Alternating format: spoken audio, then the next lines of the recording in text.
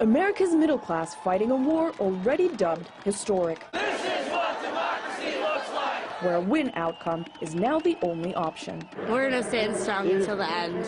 For over 2 weeks, major protests that kicked off in Wisconsin and spread to other states have been raging on in a fight for workers' rights. You're seeing protests emerge in small little towns that nobody organized. People just showed up at City Hall. You're seeing that kind of spontaneous action coming, and I think this is going to start spreading throughout the United States. To begin with, the demonstrators were not asking for much. And the only message is just not to take away the collective bargaining rights. But as state politicians proved set to chop up union laws that gave stability to government workers, the people's outrage grew stronger. That's scary. There needs to be oversight. There needs to be a democratic process. This Congress building is a symbol of a working class fed up. And as politicians, both state and federal, continue to ignore the calls of the people, their voices are only getting louder. In the biggest middle-class uprising this has got to stop. America has seen in years. Why isn't the president getting more involved? Because it is affecting a lot of the states, and it's going to keep spreading.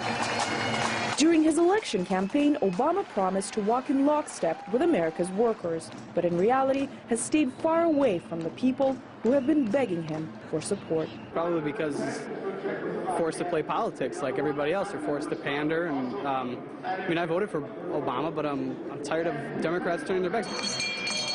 This sentiment has grown even stronger as Americans remember Wall Street not being similarly ignored when its actions spun the economy out of control. If we allow the right-wing media and the Glenn Becks of the world and these kinds of folks of the world to convince us that this problem is about state workers and not about J.P. Morgan Chase, Jamie Dimon got $17 million in bonuses, then we might as well pack it in. We're here because of Wall Street reckless gambling and greed, okay? That is why we're all here. People are suffering.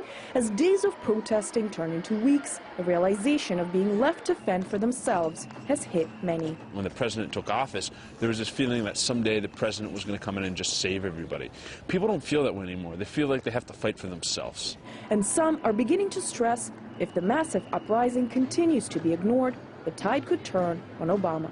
President Obama will not win 2012 without states like Wisconsin. A middle class that was forced to rise up is Not going to get tired. Even if the media gets tired, I think we'll still be here until it's done.